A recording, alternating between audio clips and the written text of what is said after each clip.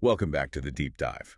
We're here again to slice through some dense topics and give you the essentials. That's the plan. And today, we're plunging into, well, let's be honest, one of the trickiest areas of contract law, the doctrine of mistake in English law. Definitely tricky. It's that part of the law that can seem a bit, counterintuitive. It deals with situations where something looks like a contract, but maybe it never actually came into being at all. Exactly. It challenges the whole idea of agreement, doesn't it? If parties are fundamentally mistaken about something really crucial, did they actually agree? That's the core question. And getting your head around this is, well, it's vital for anyone studying contract law. Absolutely vital. And look, this deep dive, it's built upon detailed materials made available by the University of London for its students. Yes, that's We really want to give clear credit to the University of London for providing these valuable resources. We're using them purely for educational purposes here. Absolutely. And our mission today, using these materials as our guide, is really to unpack this difficult topic. We want to clarify the core concepts, look closely at the crucial case law, And really help you, the listener, prepare thoroughly. Build confidence, especially if you're heading towards exams. indeed. And look, to all of you studying this, particularly those with exams coming up, honestly, we wish you the very, very best of luck. Yeah, seriously, good luck. You've put the work in, and hopefully this session will help cement some of that understanding. We hope so. Okay, good luck. Now, as the source material points out right at the start, the first big challenge with mistake is, well, there isn't one single neat theory of mistake at common law. It's not a tidy package. No, it really isn't. And that lack of a unified theory, it makes it hard sometimes to reconcile all the decisions, even the words used, the terminology. It can be a bit inconsistent across cases. Right. You find cases pulling in slightly different directions, don't you? You do. It reflects that constant tension in the law, between wanting to uphold agreements, the certainty of contracts, versus providing relief when there's been a really fundamental error. And you also mentioned the overlap with misrepresentation earlier. That's a big factor, too. Oh, definitely. A huge overlap. Often, the exact same set of facts could potentially ground a claim in mistake or misrepresentation. And claimants often go for misrepresentation. Yeah. Why is that? Well, a couple of big reasons. You can potentially get damages for misrepresentation, which isn't typically the case for mistake itself. The usual remedy for mistake is just voiding the contract. Okay, damage is a big one. And also, the Misrepresentation Act, 1967, it made it somewhat easier to prove certain types of misrepresentation compared to the often very strict requirements for establishing an operative mistake. So the practical upshot is that while mistake is this fundamental doctrine, its narrowness, especially at common law, means misrepresentation often steps in to offer a remedy where mistake might not reach. That's a really good way of putting it.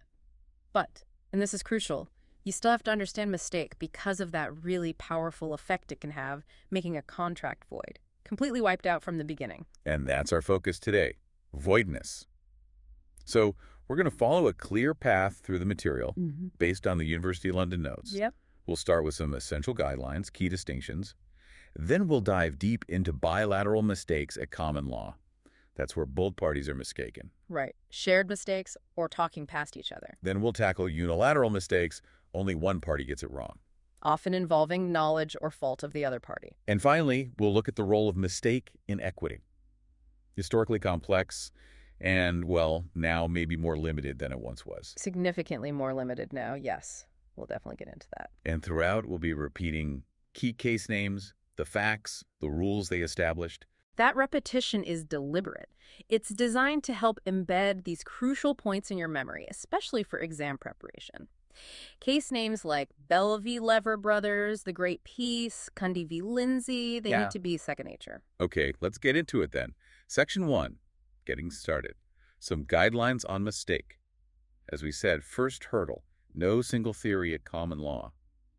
Tricky terrain. Right. So to navigate, we start with a really fundamental distinction. Unilateral versus bilateral mistake. Okay. Unilateral. Simple. Only one party is mistaken. Bilateral. Both parties are mistaken about One that. versus both. Got it. Yeah. And the general principle here. Which one is more likely to get relief? Generally speaking, the law is more inclined to provide relief for bilateral mistakes. It sort of makes sense, doesn't it? If both parties are fundamentally wrong about the same thing, or completely across purposes, the very basis of their agreement might be missing. Okay, so relief is more likely when both are mistaken. Usually. But, and this is important, There are some really crucial exceptions for unilateral mistakes where relief is possible, especially involving knowledge or identity. We absolutely have to cover those later. Right. Now, bilateral mistake itself, it's not monolithic, is it? There are different ways both parties can be mistaken. Exactly. The source material points out two main types. First, what's often called common mistake. Sometimes you see mutual mistake used too, but common is clearer. Here it means shared. Both parties make the exact same mistake about a fundamental fact. Okay, so they're united in their error. They both think the painting is an original Constable, but it's a fake. Precisely. That's a common mistake as to quality. They share the same wrong assumption. Got it. What's the other type of bilateral mistake? The other type is where the parties are each mistaken, but about different things. They aren't sharing the same error. They're effectively at cross purposes. Talking past each other. Exactly. Their offer and acceptance simply don't correspond because they genuinely have different things in mind. Like thinking about two different ships with the same name. Okay. So common mistake, shared mistake. Cross purposes, different mistakes, no real matchup. You've got it. Now, the consequence, if a mistake is found to be operative at common law, this is huge. This is the really crucial point, isn't it? Yeah. If a mistake is operative at common law, the contract is. Void. Utterly void. Explain void again. What does that really mean? It means the contract never came into existence. At all. It's treated in law as if it never happened. Void ab initio void from the very beginning. There was no agreement, therefore no contract was ever formed. Wiped off the slate. Okay, let's hammer that home. Yeah. Void at common law means the contract never existed. It's not just canceled, it's like it was never there. Correct. Now contrast that with the historical position in equity. Equity, being more flexible, historically might step in and render a contract voidable. Voidable. How's it different? Voidable means the contract does come into existence. It's initially valid. But the mistaken party has the option, the right, to choose to set it aside or cancel it. It exists until that action is taken. So it's valid unless and until it's avoided. Exactly. However, and this is a massive point we absolutely have to come back to when we discuss equity and the case of the Great Peace, the very existence of a separate equitable power in English law where mistake alone makes a contract voidable. Well, that's now seriously doubted. Very seriously doubted. Okay, so voidable exists but can be canceled, but that equitable power is now shaky. We'll park that specific issue for later then. We will. It's crucial, though. And another general point. You'll find courts are generally quite hesitant, quite reluctant to find an operative mistake at common law that makes the contract void. Why? What's the reason for that reluctance? Well, there are a couple of key reasons. Firstly, finding a contract void for mistake can feel like the court is interfering quite drastically with the party's apparent bargain. It looks a bit like rewriting their deal for them after things have gone wrong. Exactly. It cuts against the principle of holding people to the agreements they appear to make.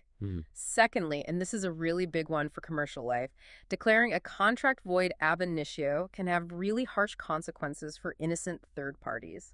The downstream effects. Explain that. Okay, imagine A sells goods to B based on a mistake that makes the contract void. Because the contract is void, B never legally gets ownership, title, to the goods.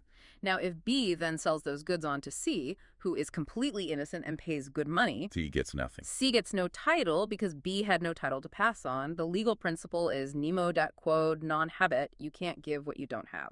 So A might be able to recover the goods from the innocent C, leaving C out of pocket with only a likely worthless claim against B, who's probably vanished. Right. So voidness disrupts the chain of title and hammers innocent purchasers. Repeat that.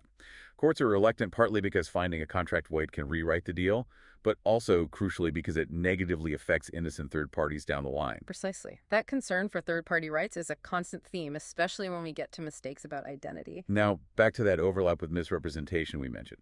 You said claimants often prefer misrep claims where possible. Why, again? Damages. Yes, damages is a primary driver. You typically can't get damages just for a mistake. The remedy is usually just escaping the contract, if void, or perhaps rectification. Misrepresentation claims, however, open the door to damages under various heads. And the Misrepresentation Act, 1967, made it easier to succeed. It provided routes, particularly for negligent misrepresentation, that were often easier to establish than the very high bar for operative mistake at common law. So the narrowness of the mistake doctrine is somewhat balanced out by the broader reach of misrepresentation. in terms of providing practical remedies. That's a fair assessment, but mistake remains fundamental conceptually. And for exam purposes, the recommended approach, the one you absolutely must follow, is always consider mistake at common law first. Why first? Because if the contract is void at common law, that's the end of the story regarding its existence. There's no contract left to consider setting aside in equity or anything else. You deal with the most fundamental issue first. Common law, voidness first. Got it. That's the starting point. Okay, one more guideline before we get into the types. Mistakes of law versus mistakes of fact. Section 8.1.2 in the notes. Used to be only mistakes of fact mattered. That was the old rule, yes. For centuries, a mistake of law wouldn't get you relief. But that changed significantly. The big shift came with the House of Lords decision in Kleinwort-Benson, Ltd v. Lincoln City Council in 1999. Kleinwort-Benson. What did it do? It basically abolished the old rule preventing recovery of money paid under a mistake of law. It allowed the bank to recover payments made to the council under interest rate swap agreements that were later found to be legally invalid, ultravires. So Kleinwort-Benson Ltd v. Lincoln City Council allowed recovery for mistaken payments of law. Exactly. And this principle was then extended into the contractual sphere more directly in Brennan v. Boltburden, 2004. Brennan v. Boltburden. How did that apply it? The Court of Appeal held that a compromise agreement reached based on a shared misunderstanding of the relevant legal time limits could potentially be void for common mistake of law. Okay, so mistake of law can now void a contract. But is it any mistake of law? No, there's a significant limitation, which was really emphasized by the Court of Appeal in the Great Peace Shipping Ltd v. Sevlier Salvage Ltd, that case again, the Great Peace 2002. What's the limit? For a common mistake of law to void a contract, it seems the mistake must be so fundamental that it renders performance of the contract impossible. If the law was just uncertain or the parties were mistaken about the likelihood of a legal outcome, that generally won't be enough. It has to undermine the very basis of the contract in a way that parallels impossibility due to mistake of fact. So a high bar. The mistake of law needs to make performance impossible, as per the Great Peace. That appears to be the threshold, yes. It's not just any misunderstanding of the law. Right. Okay, guidelines established. Common law first, void versus voidable, reluctance, third parties, mistake of law, possible but limited. Let's dive into Section 2. Bilateral mistakes when both parties get it wrong. Two scenarios here, right? Cross purposes and common mistake. That's right. Let's start with Scenario 1. Absence of genuine agreement, cross purposes. Section 8.2.1. This is where the parties are mistaken, but about different things. Their minds just haven't met. So their offer and acceptance don't actually align on the same subject matter or term. Precisely. It's like they're on completely different wavelengths. The mistake negatives consent. It prevents a consensus and agreement from ever forming. Objectively, looking at their communications, you can't find a single shared agreement. Result: no contract formed from the outset. Exactly. No contract. And the classic case everyone remembers for this is Raffles v. Wichelhaus from 1864. Ah, yes, the Peerless case. Everyone learns this one. It involved a contract for the sale of a consignment of cotton.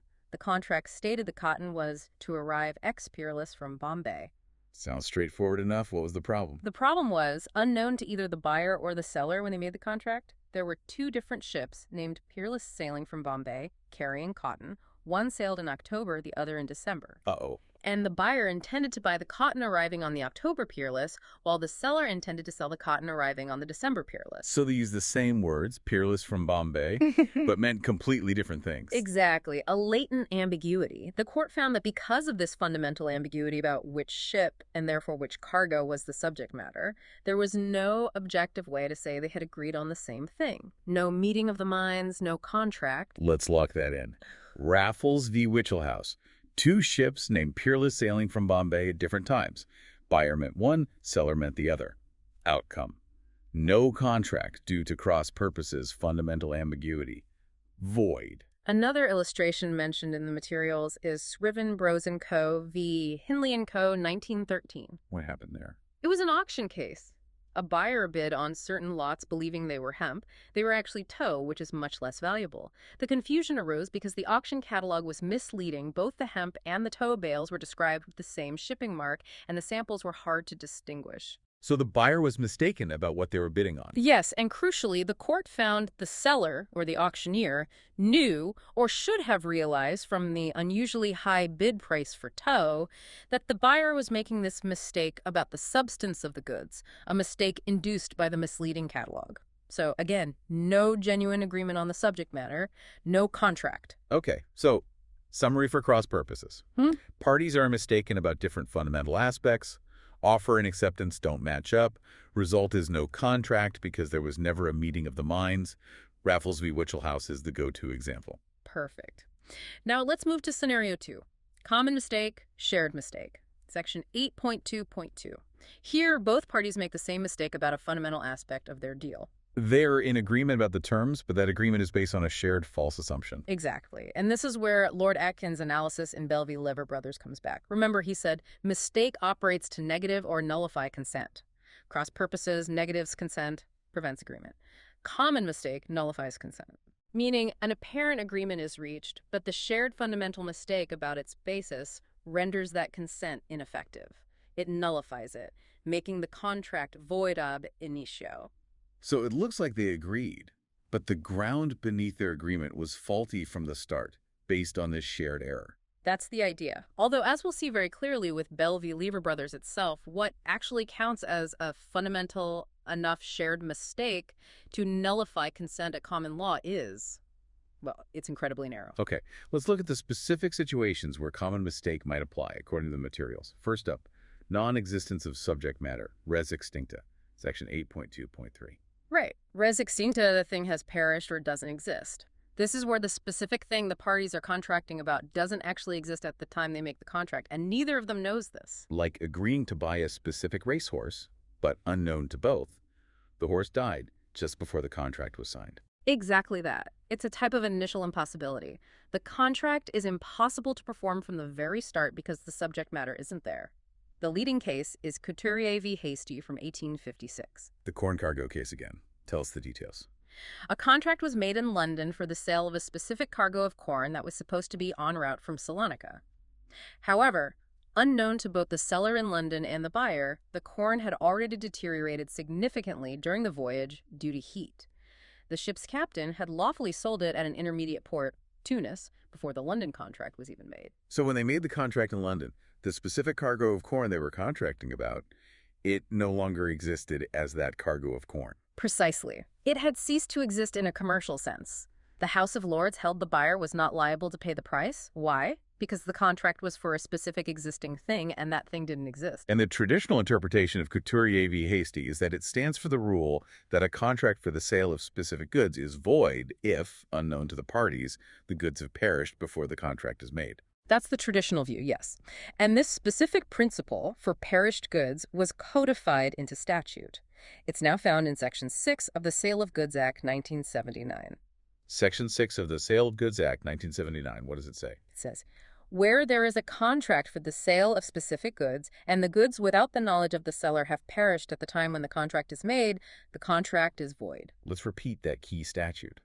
S.6 Sale of Goods Act, 1979, makes a contract for specific goods void if those goods have perished without the seller's knowledge before the contract is made. It's a clear statutory rule for goods that once existed but then perished. However, notice the wording, perished. Section 6 doesn't explicitly cover situations where the parties are mistaken about something that, in fact, never existed in the first place. Ah, okay. Goods that perish versus goods that never were. Is there a different approach? Well, this is where the very important Australian High Court case, McRae v. Commonwealth Disposals Commission, 1951, comes in.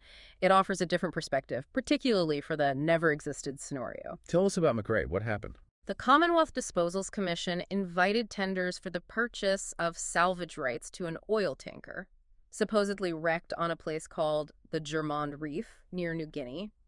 They even gave map coordinates. Okay, sounds specific. Very.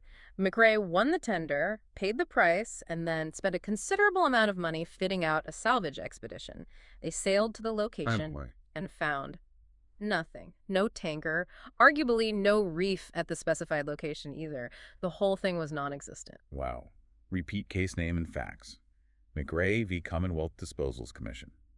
tendered for salvage rights to a tanker supposedly at a specific location, but no tanker existed there. So McRae sued the commission for his wasted expenses and loss of profit. The commission tried to argue, based on Couturier v. Hasty, that the contract was void for common mistake because the tanker didn't exist, there was no contract, so they weren't liable. Makes sense on the face of it, doesn't it? Common mistake about existence. It does, but the High Court of Australia rejected that argument. They took a different view of Couturier v. Hasty, seeing it less as a pure mistake case and more as one turning on the construction of the contract did the seller promise the goods existed. And in McRae? In McRae, the court held that the commission, by inviting tenders for a specific tanker at a specific location, had implicitly promised or guaranteed that such a tanker existed there. They had taken on the risk of its existence. So the contract wasn't void? No. The court held the contract was valid, and the commission was liable for breach of that implied promise or guarantee. They couldn't rely on mistake to escape liability for a state of affairs they themselves had asserted. That's a really different outcome. Let's repeat that. McRae wasn't decided on mistake voiding the contract, but on contract construction and risk allocation. The seller was held to have implicitly promised the thing existed and was liable for breach when it didn't. Exactly. It was about who bore the risk of non-existence, and the court placed it firmly on the party who made the assertion, the commission. This construction-based approach from McRae was actually approved by the English Court of Appeal in the Great Peace 2002 as the right way to handle cases of non-existence that fall outside the specific scope of Section 6 of the Sale of Goods Act. So we have this slightly untidy situation. Section 6 makes contracts for pair-specific goods automatically void, no construction needed. But for goods that never existed, the McRae approach applies. You look at the contract terms, who made promises, who took the risk, is that right? That's the distinction, yes. It's a bit complex, but important. Repeat. S.6 SGA 1979 applies to perished goods, void. For never-existent goods, it depends on construction and risk allocation. McRae principle. Couturier v. Hasty and McRae are the key cases to contrast here. Right, moving on. Next type of common mistake. The stakes as to ownership, resua, Section 8.2.4. Res sua, the thing is already his own. This is another type of initial impossibility based on a shared mistake. It's where, unknown to both parties, the buyer is already the legal owner of the property being sold. You can't buy what you already own. Exactly. The classic example mentioned in the materials and discussed in the Great Peace is Cooper v. Phibbs, 1867. What happened in Cooper v. Phibbs? A nephew took a lease of a fishery from his uncle, or rather his uncle's daughters, after the uncle died. Both parties believed the uncle owned the fishery. However, it later turned out that under a prior family settlement, the nephew himself was actually the life tenant. He already owned the fishery rights he was trying to lease. So he contracted to lease his own property. Repeat case name. Cooper v. Phibbs. Yes. The House of Lords set the lease agreement aside. Originally, it was seen as being set aside in equity, making it voidable. But it's now often cited as an example where the contract could be seen as void at common law for this res sua type of mistake.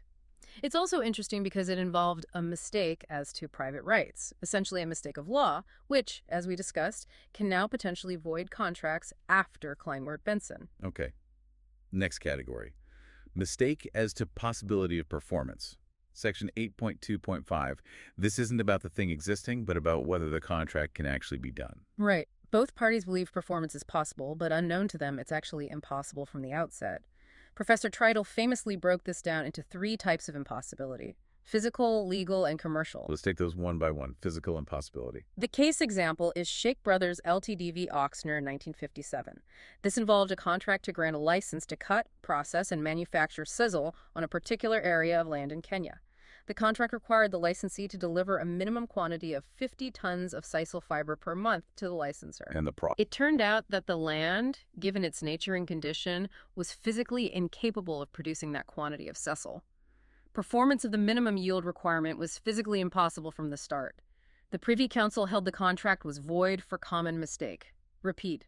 Sheikh Brothers, Ltd v. Oxner, physically impossible to grow the agreed minimum yield of sisal. Okay. Legal impossibility. We can actually go back to Cooper v. Phibbs, 1867, for this too. It's legally impossible to grant a valid lease of something to a person who already owns it. The intended performance was legally impossible. Repeat.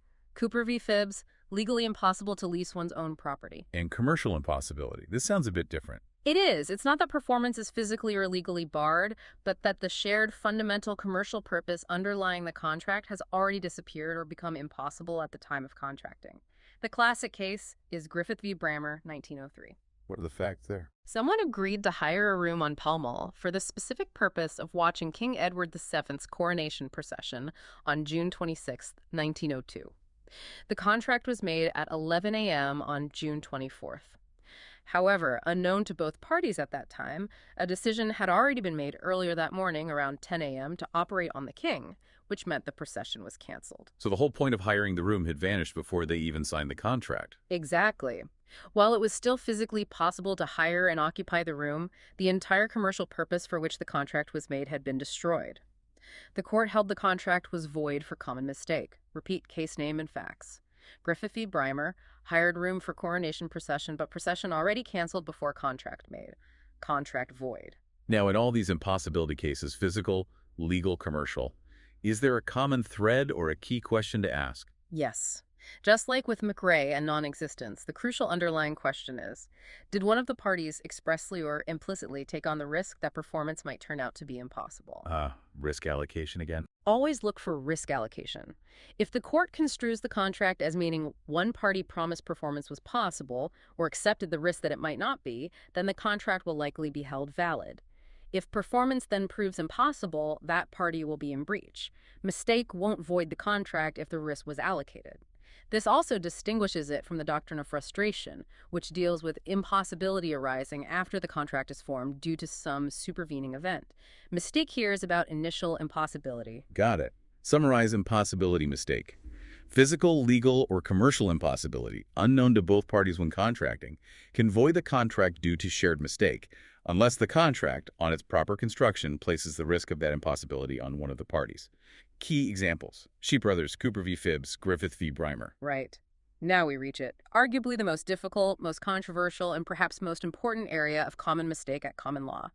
Mistake as to equality of the subject matter. Section 8.2.6. This is where Bell v. Lever Brothers, LTD 1311932, casts its long shadow, isn't it?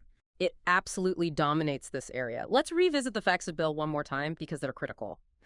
Lever Brothers wanted to reorganize their subsidiary company, the Niger Company.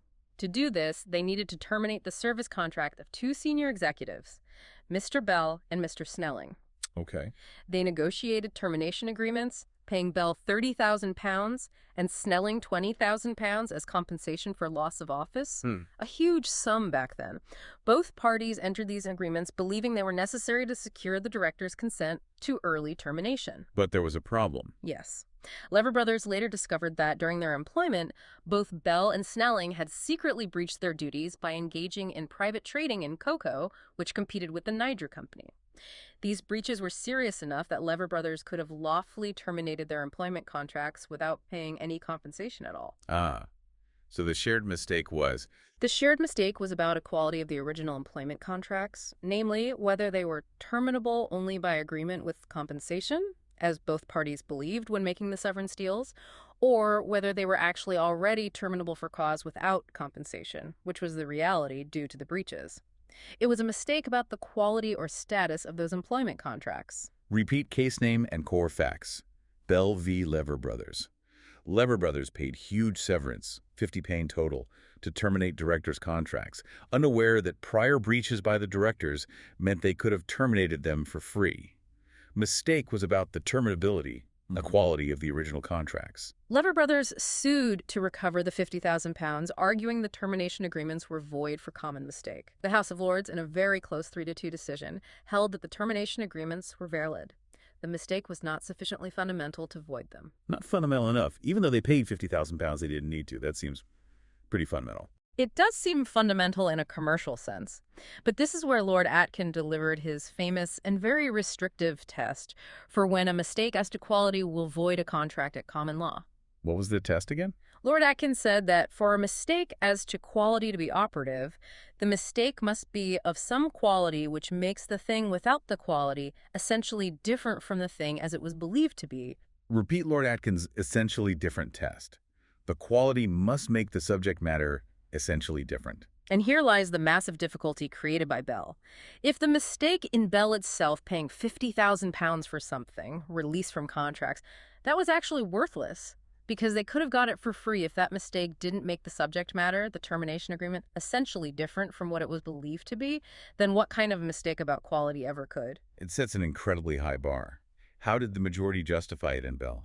The majority judges essentially reasoned that Lever Brothers got what they bargained for in the termination agreements they secured the termination of Bell and Snelling's employment. The fact that they could have achieved the same result differently, or that their reason for paying was based on a mistake, didn't change the fundamental nature of the agreement they actually made. It was seen more as a mistake about the value or the circumstances motivating the deal, rather than a mistake about something making the deal itself essentially different.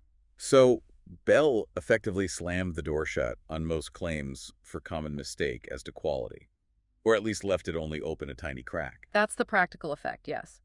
Since Bell, very few cases have succeeded in arguing that a contract is void at common law purely for a common mistake as to quality. It's extremely difficult to meet that essentially different threshold. Parties are generally expected to live with their bargains, even if based on mistaken assumptions about quality or value, unless it rises to the level of making the thing fundamentally different in kind. Is there a more recent example showing how tough this test is?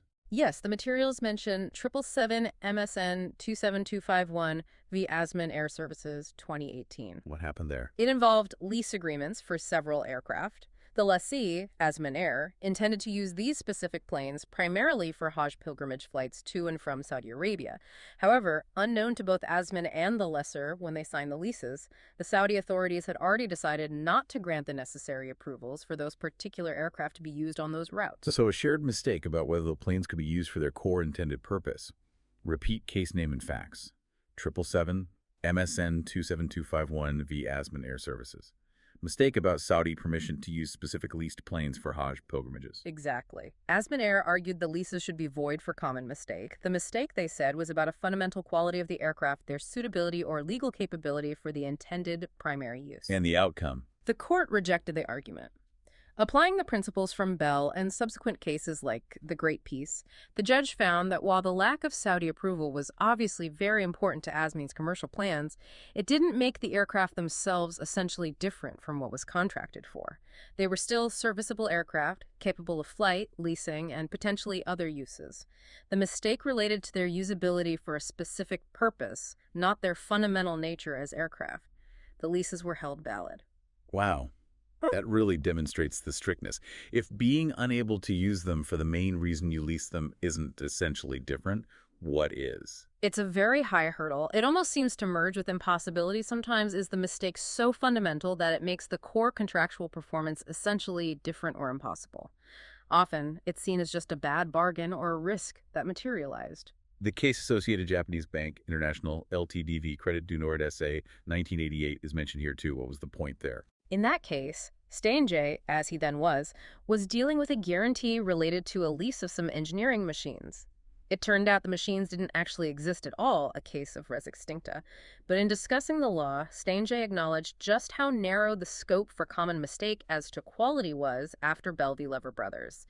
He suggested that perhaps the better way to analyze many situations involving mistaken assumptions is not through mistake doctrine, but through the construction of the contract. Did one party implicitly warrant or guarantee the existence of a certain quality or state of affairs? Similar to the McRae approach. Right. Repeat case name. Associated Japanese Bank International LTDV Credit du Nord OB. This again points towards construction and risk allocation as maybe a more fruitful path than common mistake about quality. Often, yes. And then we have the impact of the Great Peace 2002 again. Although its main target was the equitable doctrine from Sylvie Butcher, which we'll get to, the Court of Appeal in the Great Peace did review Bell v. Lever Brothers extensively. And what was their take on Bell's quality test? They upheld Bell as the leading authority on common mistake at common law. However, Lord Phillips, giving the judgment, noted that the reasoning behind Lord Atkin's essentially different test in Bell was perhaps not entirely convincing or clearly based on prior authority. But more importantly, for the current law, the analysis in the Great Peace seems to have made the test for common mistake as to quality potentially even more demanding than it was in Bell. More demanding? How so? The Great Peace emphasized that the mistake must make the contractual adventure impossible or radically different, linking it closely to the doctrine of frustration. It set out a multi-part test, including that the non-existence of the assumed state of affairs must make performance impossible. This suggests an even tighter focus, possibly moving away from just essentially different quality towards something closer to impossibility caused by the quality issue. Okay, repeat that crucial point. The Great Peace affirmed Bell, but its analysis appears to have made the already strict test for common mistake as to quality even harder to satisfy, possibly linking it more closely to impossibility of performance. That's the strong implication. So the bottom line on common mistake as to quality at common law is, it's incredibly rare for it to succeed. The mistake must make the subject matter essentially different, Bell, and arguably now must be so fundamental as to render performance impossible or radically different, the Great Peace. It's very difficult to distinguish this from simply making a bad bargain or assuming a risk about quality that doesn't pay off. Repeat. Bell v. Lever Brothers and the Great Peace define this extremely narrow area. Phew. Okay, that covers bilateral mistakes at common law across purposes and the various tough categories of common mistake. Indeed. Now let's shift gears to Section 3, unilateral mistakes, when only one party gets it wrong. Source Section 8.3. Right. And the starting point here, as we mentioned earlier, is that courts are generally reluctant to void contracts just because one party made a mistake. That seems unfair to the other party who wasn't mistaken, doesn't it? It does. The law generally protects the reasonable expectations of the non-mistaken party. Why should they lose their valid contract just because the other person got something wrong internally? But there are exceptions. You mentioned two key scenarios where a unilateral mistake might lead to the contract being void. That's right. The law will sometimes intervene for unilateral mistake, but usually only when the non-mistaken party's conduct is somehow questionable. The two main exceptions are, first, if the non-mistaken party knew about the other party's mistake regarding the terms and tried to take advantage of it. Okay, knowledge and sharp practice. Second, if the non-mistaken party actually caused the mistake, which often comes up in the context of mistaken identity, usually involving fraud. And the underlying reason for these exceptions. It's because in these situations, the non-mistaken party doesn't really have a reasonable expectation that deserves the law's protection. If you know the other person is fundamentally mistaken about the deal, or if you've caused that mistake through deception, your claim to enforce the contract is seriously weakened. Your conduct might be seen as unconscionable. Okay, let's explore these exceptions. First, mistaken assumptions or promises. Source Section 8.3.1. This covers situations where one party is mistaken and the other knows it. Yes. And the foundational case here, the one that really sets out the principle, is Smith v. Hughes, 1871. Ah, the famous oats case. Tell us about it again. Okay. Mr. Smith was a farmer. Mr. Hughes was a racehorse trainer. Hughes needed old oats for his horses, as new oats aren't suitable. Smith showed Hughes a sample of oats he had for sale. Hughes examined the sample and agreed to buy a large quantity.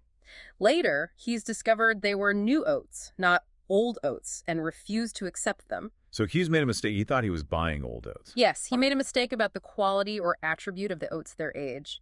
But here's the crucial part. Smith, the seller, had shown a sample of the actual oats being sold, which were new. He hadn't said they were old, he hadn't warranted them as old. And importantly, while Smith probably knew Hughes wanted old oats, as most trainers do, the court found Smith did not know that Hughes was mistaken in thinking that these specific oats being offered were old oats. He just knew Hughes wanted to buy the oats corresponding to the sample shown. Repeat the case name and key facts. Smith v. Hughes. Seller, Smith, showed sample of new oats. Buyer, Hughes, racehorse trainer, mistakenly thought they were old oats. Seller didn't misrepresent them as old and didn't know buyer was specifically mistaken about the age of the oats offered. So what was the outcome? The court held the contract was valid. Hughes was bound to accept the new oats. Why? Even though Hughes was clearly mistaken about something important to him. Because Hughes's mistake was about the quality or attribute, age, of the subject matter, not about the terms of the contract itself. The terms were, buy these oats corresponding to this sample. Smith didn't know Hughes was mistaken about the terms or the identity of what was being offered.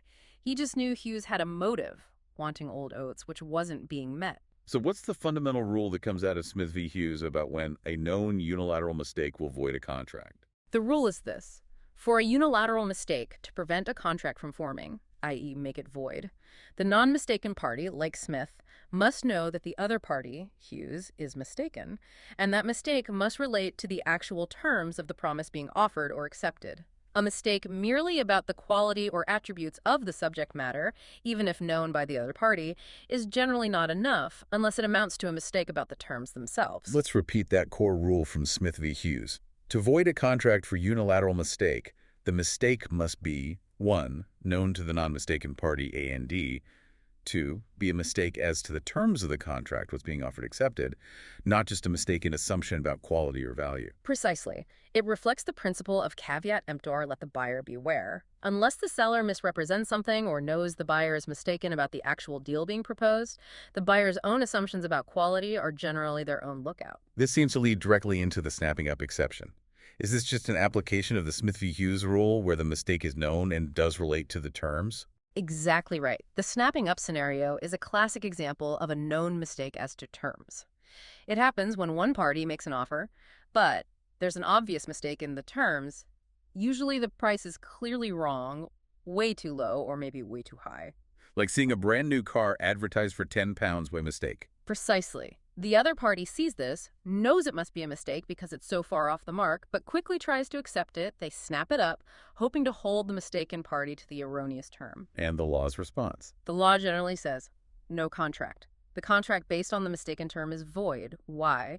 Because the snapping party knew the offerer didn't intend to make an offer on those mistaken terms. They knew it was an error relating to a fundamental term price. Therefore, they can't claim they reasonably believed that was the intended offer. There's no genuine agreement on the mistaken term. And the key case illustrating this snapping up doctrine. The classic is Hartog v. Collin and Shields, 1939. Tell us about the Hareskins. The defendants, Collin and Shields, were London hide merchants. They discussed selling 30,000 Argentinian hareskins to the claimant, Hartog. Crucially, in all prior negotiations and industry practice, hareskins were priced per piece. However, in their final written offer, the defendants mistakenly offered the skins at a price per pound. And a difference. A big difference. There are about 3 hareskins to the pound, so offering them per pound made the price roughly 1/3 of what it should have been per piece. Hartog, the buyer, immediately accepted this written offer, knowing full well that it must have been a mistake given the prior discussions and trade custom. So he tried to snap up the bargain based on the mistaken price term. Repeat case name and facts. Hartog v. Collin and Shields. Sellers mistakenly offered hareskins per pound instead of per piece, the norm. Buyer knew this was a mistake in the price term, but quickly accepted. And the court held. The contract based on the price per pound was void. Hartog knew the offer contained a mistake relating to a material term, price, and could not enforce it. He couldn't snap up the offer. Another case mentioned is Centrovincial Estates PLC v. Merchant Investors Assurance Co. Ltd. 1983, involving a landlord mistakenly offering a much lower rent figure in a rent review. The tenant knew it was wrong, but tried to accept, held no contract at the mistaken rent. Okay, let's summarize this part of unilateral mistake. Generally, one party's mistake doesn't void the contract unless the other party knew about it. And D, this mistake was about the terms of the deal, Smith v. Hughes rule. Yeah. The snapping up cases like Hartog v. Collin and Shields are examples where the mistake is known and is about terms, usually price, so the contract is void. Excellent summary. Now let's move to the second major exception for a unilateral mistake, and one that's generated a huge amount of case law and academic debate. Mistakes as to identity, Section 8.3.2. Ah yes, the rogue cases. These seem to come up a lot. They do. The typical fact pattern is sadly common. A rogue deceives a seller, the vendor, about who they are. They pretend to be someone else, often someone creditworthy or well-known. Based on this deception, the vendor lets the rogue have goods, maybe on credit or maybe taking a check that later bounces. And then the rogue disappears. Usually after selling the goods quickly to an innocent third party who pays value in good faith, the rogue vanishes with the money. Then the original vendor discovers the fraud and tracks the goods down to the innocent third party. And the big legal fight is between the original vendor and the innocent third party. Which of these two innocent victims of the rogue's fraud should bear the loss? Who gets to keep the goods? And the answer depends entirely on the status of that first transaction between the vendor and the rogue, right? Was it void or voidable? Precisely. This is where the voidable distinction becomes absolutely critical in practice. If the contract between the vendor and the rogue was void for mistake as to identity, then the rogue never acquired legal title ownership of the goods. Meaning, the rogue had no title to pass on to the innocent third party. Nemo dad again.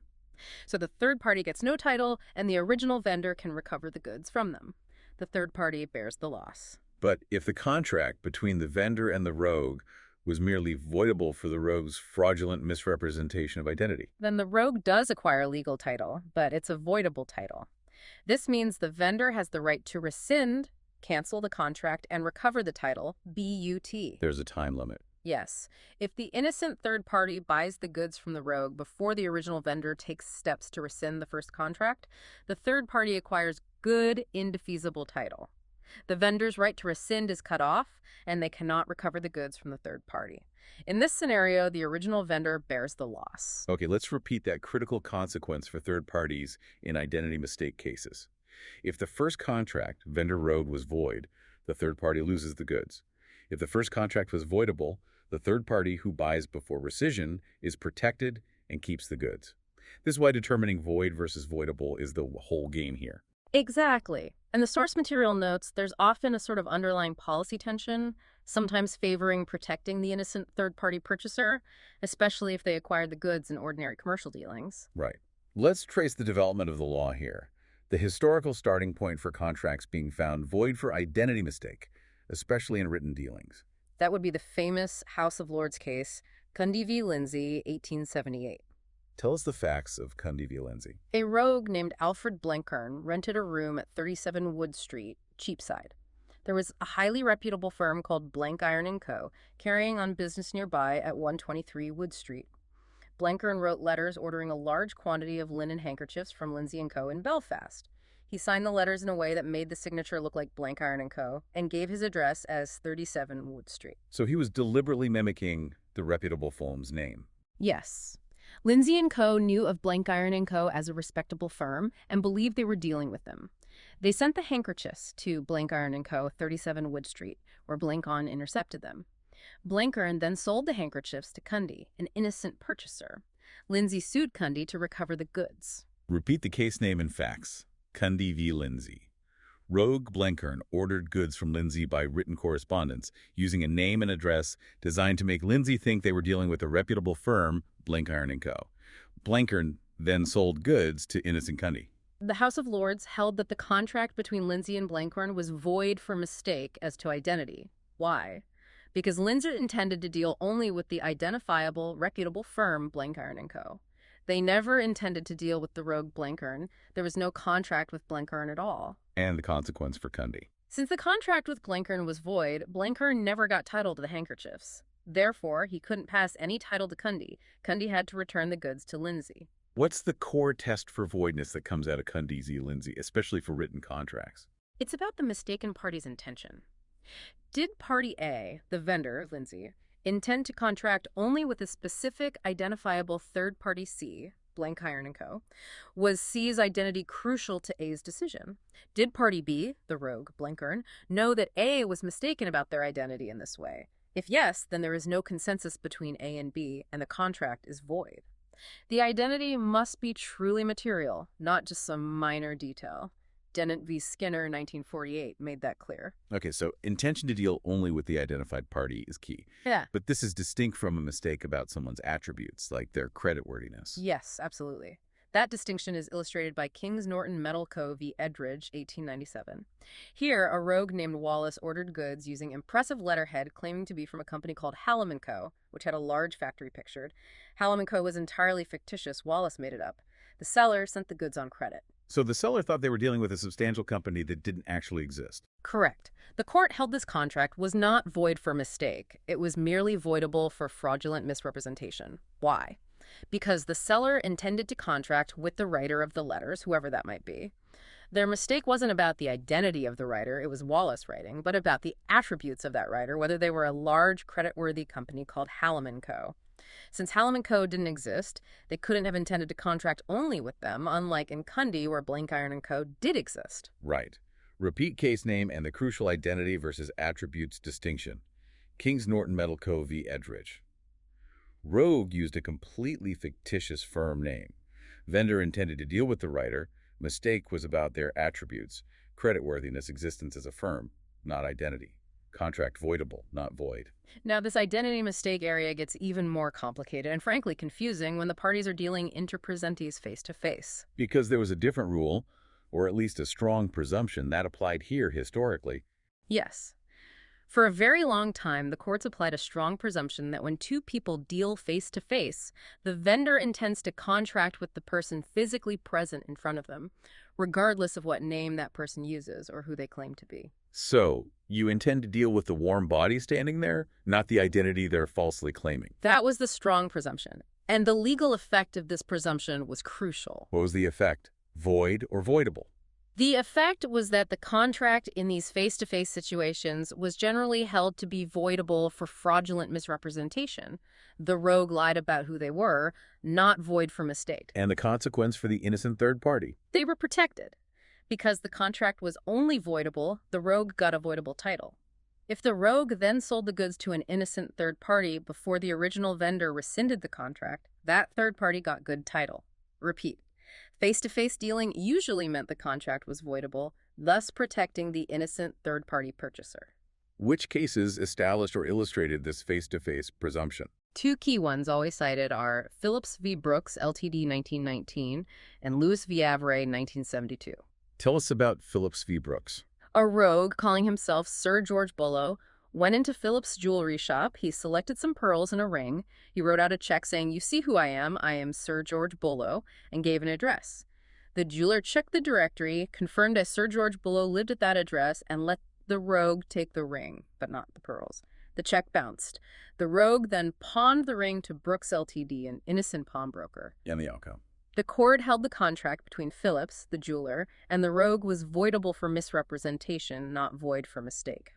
The jeweler intended to contract with the person present in the shop. Therefore, the rogue got voidable title to the ring, and since he pawned it to Brooks before Phillips rescinded, Brooks got good title. Repeat case name and brief facts. Phillips v. Brooks. Jeweler dealt face-to-face with rogue claiming to be Sir George Bullough, paid with bad check. Contract voidable, innocent pawnbroker protected. And Lewis v. Avray followed the same logic. Yes, strongly. Mr. Lewis advertised his car for sale. A rogue came to see it, claiming to be the well-known actor Richard Green. He agreed to buy the car and wrote a check.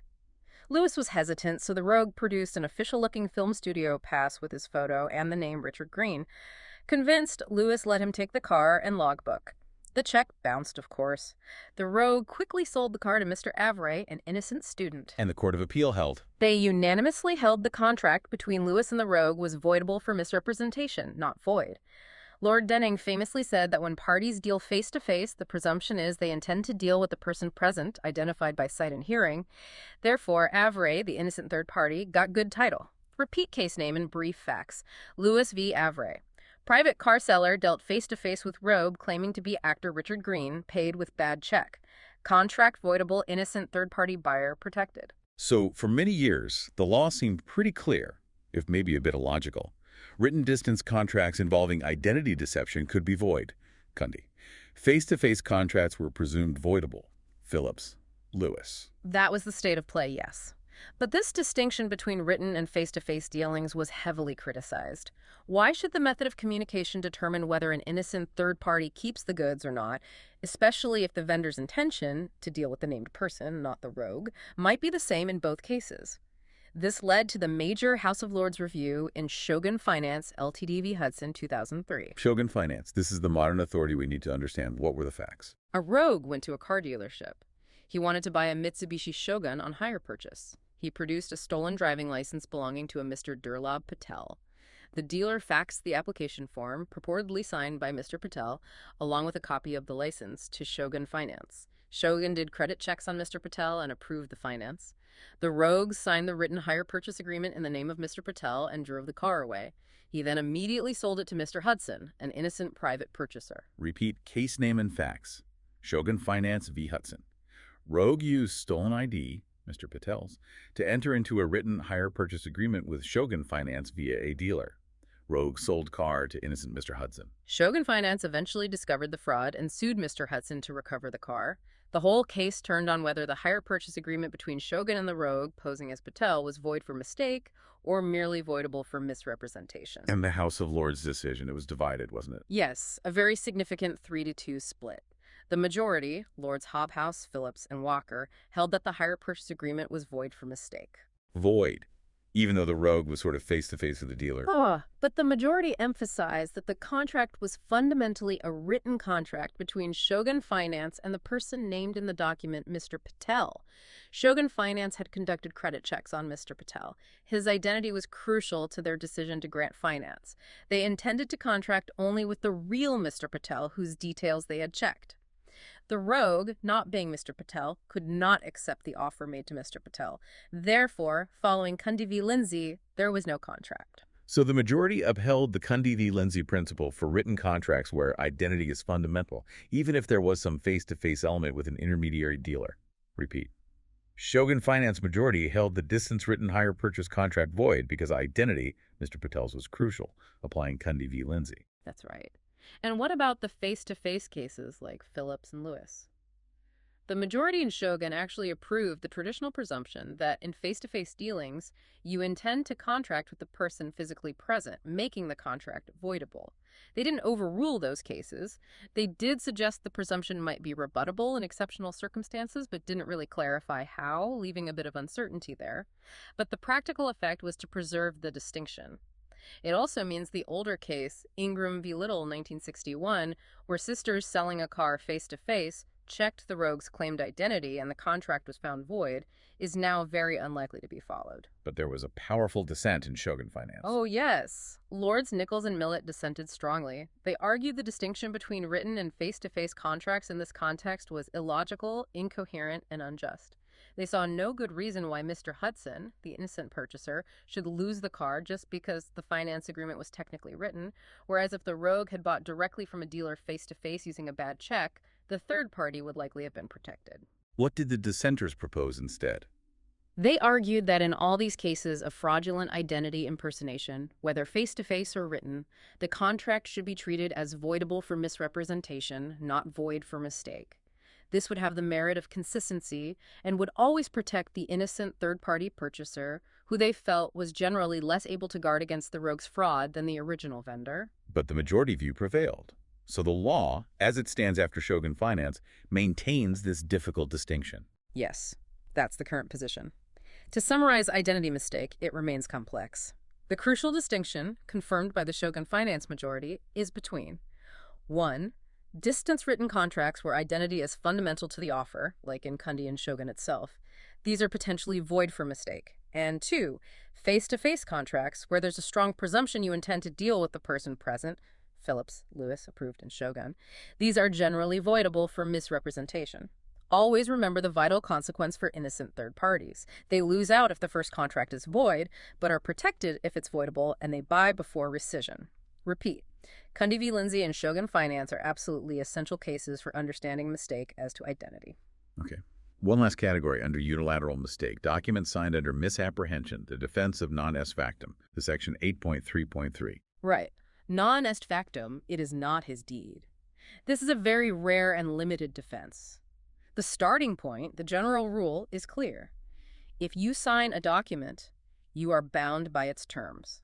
Lestrange v. Gracob and all that. The law expects people to read what they sign or take responsibility if they don't. But non est factum is the exception. It's the narrow exception. It allows someone who has signed a written document to argue that, despite their signature, the document is not legally their deed because they signed it under a fundamental mistake about its character or effect. Historically, it was often used to protect illiterate or blind people who were tricked into signing something completely different from what they were told it was. But it's not limited to them. No, but it's very hard to establish. The modern requirements were laid down by the House of Lords in Galley v. Lee, 1971, also known as Saunders v. Anglia Building Society. Tell us about Galley v. Lee. It involved Mrs. Dowley, a 78-year-old widow. Her nephew's business associate, Lee, asked her to sign a document which he told her was a deed of gift of her house to her nephew. In fact, the document was an assignment of the house, her main asset, to Lee himself, which Lee then used to get a mortgage from the building society. Mrs. Galley had broken her glasses and couldn't read the document easily. So she signed something radically different from what she thought. Yeah. Repeat case name. Galley v. Lee, or Anders v. Anglia Building Society. Yes.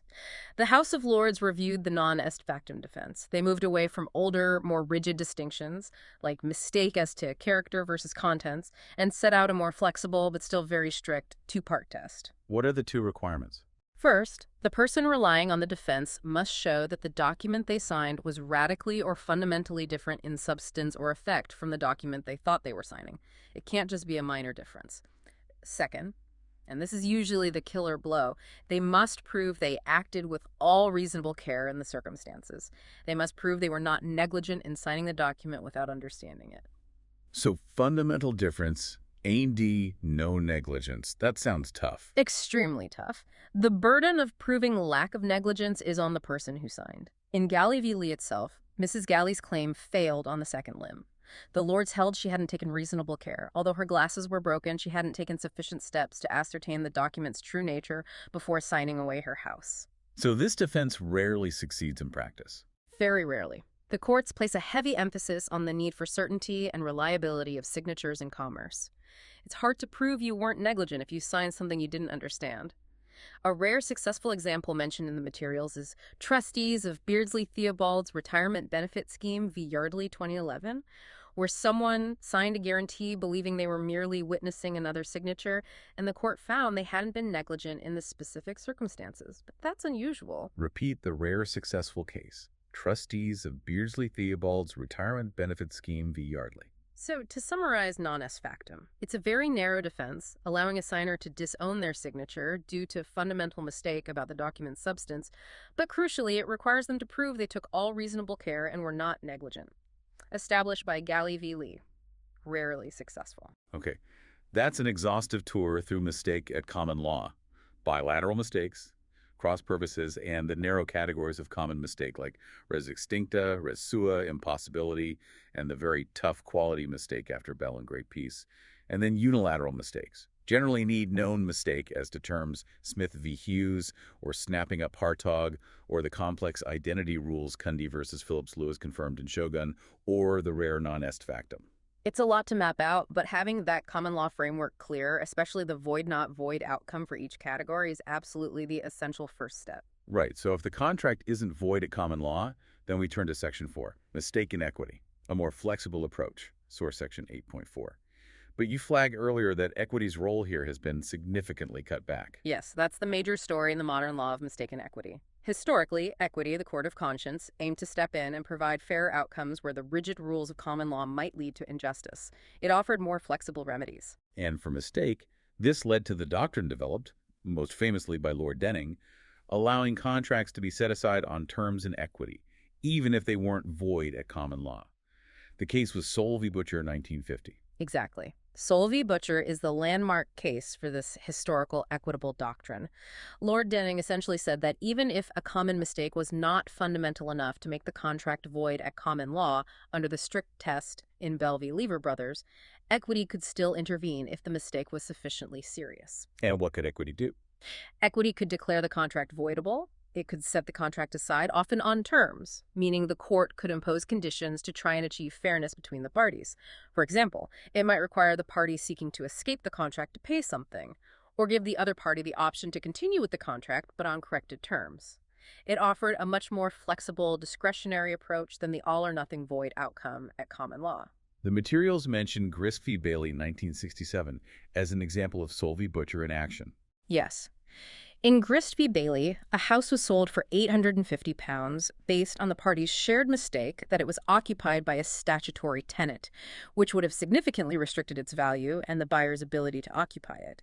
In fact, the tenant had died before the contract, making the house worth much more, around £2,250, and available with vacant possession. So a common mistake about the tenancy status, effective value. Was it void at common law? The court thought probably not under the strict Bell v. Lever Brothers test. The house still existed. The contract was to sell the house. However, the court held it was a sufficiently fundamental common mistake for equity to intervene under the Soule v. Butcher principle. They set the contract aside, made it voidable, but they did so on terms. They gave the seller the option to sell the house to the original buyer, but at the true vacant possession value. Repeat case name, Grist v. Bailey. So for about 50 years, this equitable doctrine from Soule v. Butcher existed alongside the stricter common law rule from Bell v. Liver Brothers. It provided a kind of safety net for serious mistakes that didn't quite meet the essentially different common law test. That's right. But it created a difficult tension. How could a contract be valid at common law under Bell, but voidable in equity under Soule based on the same mistake? Which rule took precedence? Academics and judges debated this for decades. It led to uncertainty. Until The Court of Appeal decision in the Great Peace Shipping Ltd v. Sevleris Salvage International Ltd 2002. This case didn't just clarify things, it performed major surgery on the doctrine of mistake and equity. Let's recap the facts of the Great Peace briefly again, as it's so central here. Sevleris, the salvage operators, urgently needed a vessel to stand by a damaged ship, the Cape Providence, fearing it might sink in the South Indian Ocean. They were told by a third party that a ship called the Great Peace was the closest available, only about 35 miles away. Based on this belief, Sevleris quickly chartered the Great Peace from its owners for a minimum of 5 days. But the belief was mistaken. Yes. Soon after contracting, they discovered the Great Peace was actually 410 miles away from the Cape Providence, much further than they thought. Sevleris quickly found another genuinely closer vessel and tried to cancel the charter for the Great Peace, arguing the contract was void for common mistake about the distance, or at least voidable in equity under Soule v. Butcher. Repeat case name and core mistake. The Great Peace. Charter of salvage vessel based on common mistake about its proximity, thought 35 miles, actually 410 miles, to the ship in distress. The Court of Appeal took this opportunity to conduct a root and branch review of the law of common mistake, both at common law and in equity. They meticulously compared Bell v. Lever Brothers and Soule v. Butcher. And their conclusion? Their conclusion was stark. The two cases, Bell and Soule, were irreconcilable. Lord Denning's approach in Soule, allowing equity to declare a contract voidable for a mistake that wouldn't make it void at common law, could not logically stand alongside the House of Lords' decision in Bell. So which one had to give way? Soule v. Butcher had to give way. The Court of Appeal held definitively that there is no separate equitable jurisdiction to rescind or set aside a contract for common mistake, where that contract is valid and enforceable according to the ordinary rules of common law, i.e. where the mistake doesn't meet the Bell v. Lever Brothers Great Peace test for voidness. Lord Denning's decision in Soule v. Butcher was formally disapproved and effectively overruled. Wow, that's huge.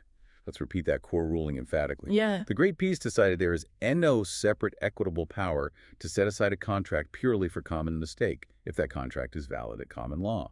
It overruled Soule v. Butcher. Absolutely fundamental shift. Applying this to the facts before them in the Great Peace, the court first asked, was the mistake about the distance, 410 miles instead of 35, fundamental enough to make the contract void at common law under the Bell test? And the answer? The answer was no. While the extra distance made the service less convenient, it didn't make performance impossible or essentially different. The Great Peace could still get to the Cape Providence, it would just take longer, and perform the escort duties. The contract was therefore valid at common law. And because it was valid at common law? Because it was valid at common law, the Court of Appeal held there was no remaining equitable jurisdiction under Soule v. Butcher to make it voidable. Sevleris were bound by the charter contract. Has this ruling from the Great Peace been accepted since? Yes. The Supreme Court in Pitt v. Holt 2013, while dealing with a different aspect of mistake, explicitly referred to the Great Peace as having effectively overruled Soule v. Butcher. Repeat case name confirming this, Pitt v. Holt. So the result is that the flexible, equitable power to make a contract voidable for common mistake, which seemed well established for half a century after Soule v. Butcher, has been decisively removed from English law by the Great Peace. That is the clear position now regarding common mistake. If your mistake isn't bad enough to make the contract void at common law, equity generally won't step in to make it voidable just because it was a serious mistake. But does that mean equity has no role left to play regarding mistakes in contracts? No, not entirely. Equity still offers some important remedies related to mistakes, just not that broad power to set aside for common mistake based on Soule. Two key equitable remedies remain relevant. Okay, what are they? First, equitable remedy 1, rectification, source section 8.4.2. This one survived the Great Peace. Yes, rectification is alive and well, but it's crucial to understand what it does. Rectification is not about a mistake in forming the agreement itself. It's about a mistake in recording that agreement in a written document. Ah, so the mistake is in the paperwork, not in the deal they thought they were making. Precisely. The parties have reached a complete and definite agreement in their negotiations, but then by mistake, the written contract or deed they signed fails to accurately reflect that true prior agreement. Give an example. They agree to sell Plot A, but the written contract mistakenly describes the land being sold as Plot B. Or they agree a price of £100,000, but the contract accidentally says £1,000,000, or vice versa. Rectification allows the court to correct the written document to match the actual agreement the parties reached beforehand. So it fixes the writing to align with the prior consensus. What do you need to show to get rectification? Generally, for common mistake rectification, you need to provide convincing proof that the parties shared a common continuing intention regarding a particular matter, right up to the moment the document was executed, and that this shared intention was, by mistake, not reflected in the final written document. They must have been in complete agreement on the point that was written down wrongly. Are there key cases on rectification? Chartbrook Ltd v. Persimmon Homes Ltd. 2009 is a significant House of Lords decision discussing the principles allowing rectification based on common continuing intention. Repeat case name: Chartbrook Ltd v. Persimmon Homes Ltd. More recently, FSHC Group Holdings Ltd v. GLAS Trust Corp. Ltd. 2019 in the Court of Appeal clarified the test. What did FSHC clarify? Repeat case name: FSHC Group Holdings Ltd v. GLAS Trust Corp. Ltd. FSHC confirmed that the focus is on the parties' subjective common intention at the time they executed the document. What did they actually intend the document to record about their prior agreement? It's not about what a reasonable outsider might think they agreed. The court also emphasized that the basis for rectification is equity's power to prevent a party from unconscionably insisting on enforcing the literal terms of the written document when they know, or should know, it doesn't reflect the true deal. So it's rooted in preventing unconscionable behavior. Are there limits on rectification? It's equitable, so discretionary. Yes, exactly. Being equitable, rectification is discretionary. It can be refused due to equitable bars like undue delay, or if the rights of an innocent third party have intervened, even if someone bought property relying on the unrectified document, or if the claimant doesn't have clean hands. Interestingly, one thing that generally does not bar rectification is the presence of an entire agreement clause in the contract. Really? An entire agreement clause doesn't stop rectification? No, because rectification assumes the written document, including the entire agreement clause, is the agreement, but it just needs correcting to reflect the true entire agreement.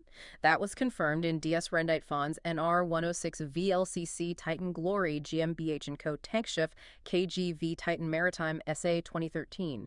Repeat case name for the entire agreement point. DS Rendite Fonds NR 106, etc. Okay. Summarize rectification. It's an equitable remedy to fix errors in the written recording of a contract, making the document match the party's true prior agreement. Needs proof of common continuing intention. Discretionary, subject to bars, but not usually blocked by entire agreement clauses. Crucially, it corrects the recording, not the making, of the contract. Perfect. Now the final equitable remedy relevant to mistake, equitable remedy 2, refusal of specific performance, source section 8.4.3. What's specific performance again? It's that equitable remedy where, instead of just awarding damages for breach of contract, the court actually orders the defaulting party to carry out their specific contractual obligations. For example, transfer the property they agreed to sell. It's discretionary, usually granted where damages are considered an inadequate remedy. And how does mistake affect whether specific performance is granted? Because specific performance is discretionary, a court may refuse to grant it if forcing the defendant to perform the contract would be highly unfair or cause exceptional hardship due to a mistake, even if that mistake wasn't serious enough to make the contract void at common law or give grounds for rectification. So it's part of the court's general discretion in equity to withhold this powerful remedy if it feels unjust. Exactly. The mistake might influence the court's assessment of the fairness of compelling performance. Are there examples showing this discretion? Yes, the materials contrast two old cases. In Denny v. Hancock, 1870, specific performance was refused against a buyer who had been genuinely misled about the boundary of the property by a plan provided by the seller's agent. Forcing him to buy the smaller plot would have been unjust. But in Tamplin v. James, 1880, specific performance was granted against a buyer who mistakenly thought the property included adjacent gardens. Why? Because the auction plans were perfectly accurate and clear. The buyer's mistake was entirely his own fault for not bothering to look properly. It wasn't considered unfair to hold him to the deal. Right. Contrast those again briefly. Denny v. Hancock, refuse SP where seller's misleading plan contributed to buyer's mistake, versus Tamplin v. James. Grant SP despite buyer's mistake where plans were clear and buyer was careless. So the summary here, equity retains the discretionary power to refuse the remedy of specific performance if enforcing the contract would be unjust due to a mistake, even if the contract itself remains valid at law. Okay. We've covered a huge amount there. Common law mistake, the impact of the great piece on equity, and the remaining equitable remedies of rectification and refusal of specific performance. It's a dense area, but hopefully breaking it down systematically helps clarify the different strands. The key really is that structured approach. Absolutely. Let's move to Section 5, pulling it together. Review and exam focus. This is about consolidating this for you, the listener, especially if you're facing exams on contract law. Okay. The absolute non-negotiable starting point for any mistake problem question is framework. Always start by considering mistake at common law. Ask the first question. Is there an operative mistake here that makes the contract void ab initio? And to answer that, you need to meticulously identify the type of mistake being alleged on the facts. Is it bilateral? If so, is it cross purposes, raffles, or common mistake? If common, what kind? Res extincta, Couturier, S.6, McRae. Res sua, Cooper. Impossibility, Sheik Griffith. Quality, Bell, Great Peace. Or is it a unilateral mistake? If so, is it about terms known to the other party? Smith v. Hughes. Is it a snapping up case? Hartog. Is it about identity? Cundy, Phillips, Lewis, Shogun. Or is it the rare non est factum? Galley v. Lee. You have to categorize it accurately first. And for each category, you need the key cases and the rule. Let's do that lightning round recap of the crucial case outcomes for common law voidness again. Raffles v. Witchelhouse, cross purposes. Void. Couturier v. Hasty, S.6 SGA. Res extincta perished goods, void. Book, recray, non-existent. Depends on construction risk. Likely valid contract, but breach. Cooper v. Phibbs, Resua, void. Sheik Brothers. Griffith v. Bramer, impossibility. Void, unless risk assumed. Bell v. Lever Brothers, The Great Peace. Common mistake as to quality. Very rarely void, needs essentially different impossibilities. Smith v. Hughes, unilateral mistake about quality assumption, even if known, not void, needs known mistake as to terms. Hartog v. Collin and Shields, unilateral snapping up of known mistake in terms, void. Cunny v. Lindsay Shogun, finance majority, identity, distance written crucial, void. Phillips v. Brooks Lewis v. Avery Shogun, finance majority approval, identity, face-to-face, voidable, protects third party. Galley v. Lee, non-extactum. Rarely void, needs fundamental difference. A&D, no negligence. Okay, that's the common law checklist. You run the facts through that. If the answer is yes, S, the contract is void at common law based on one of these categories and its test. Then that's usually your answer. The contract never existed. But if the answer is NO, the mistake doesn't meet the high threshold for voidness at common law, then, and only then, do you consider equity. And what's the crucial point about equity's role now after the Great Peace? The big one. The separate power for equity to make a contract voidable just for common mistake established in Sol v. Butcher is gone. It was overruled by the Great Peace. Repeat that one last time. Sol v. Butcher overruled by the Great Peace. No more voidability in equity just for common mistake if the contract is valid at law. So what equitable relief is potentially still available for mistake if the contract isn't void at common law? Only two main ones we discussed. Rectification, to fix mistakes in recording the agreement, and the court's discretion to refuse specific performance, if forcing performance would be unjust due to mistake. Repeat, rectification fixes the document. SP refusal is discretionary justice. Perfect. So the exam advice, drawing it all together, use that structure rigorously. Start with common law voidness. Identify the type of mistake. Compare the facts closely to the key cases and apply the relevant tests. Bell, Great Peace, Smith v. Hughes, Shogun, etc. Decide, void or not void. If not void, then briefly consider if rectification or refusal of SP might apply in equity, remembering the Great Peace killed Sol v. Butcher's wider jurisdiction. That's structured analysis, common law first. Identify type, apply test cases, decide void, not void, then limited equity. That's your roadmap. It absolutely is. Stick to that, and you can navigate even complex mistake scenarios. Right. We have certainly taken a deep dive into the treacherous waters of contractual mistake today. It is definitely one of the more intellectually challenging parts of contract law, no doubt about it. All those fine distinctions, the legacy of cases like Bell, the shifts caused by the Great Peace. But hopefully, by breaking it down systematically, Mm-hmm. focusing on that core common law framework first, nailing down the key cases for each type, and understanding the current limited role of equity, it becomes much more manageable. You really hope so. The key is practice now. Go back to your University of London materials or whatever resources you're using. Look at the case facts again. Really understand the reasoning behind the decisions. Why did the court find the mistake fundamental in Griffith v. Brammer but not in Bell? Why voidable in Lewis v. Avery but void in Shogun? Understanding the why is crucial. And practice applying that structured approach to problem questions. Spot the type of mistake, apply the test, cite the key cases, reach a conclusion on voidness, then consider equity. And maybe a final thought for you to ponder as you digest all this. Given how very narrow common law mistake is, especially for quality after Bell and Great Peace, and given that the main equitable escape route via Soul v. Butcher has been closed off, does the current law perhaps place too much weight on the doctrine of misrepresentation to achieve justice when parties have entered contracts based on significant errors? Has mistake itself become almost too difficult to establish in many common commercial scenarios? An interesting question about the balance the law strikes between certainty and fairness. Food for thought indeed. Okay, let's wrap up. Once again, a huge thank you to the University of London for making the excellent source materials for this topic available for educational use. They formed the backbone of our discussion today. And remember, this deep dive was brought to you by Sinorbit Academy, Sri Lanka. And finally, to all of you listening, especially those revising for exams, you've put in the hours, you're grappling with these complex ideas. Trust your preparation, use the frameworks, think clearly. You absolutely can do this. We wish you the very, very best of luck. Yes, sincerely. Good luck with everything. Thanks for joining us on the deep dive. We'll catch you on the next one.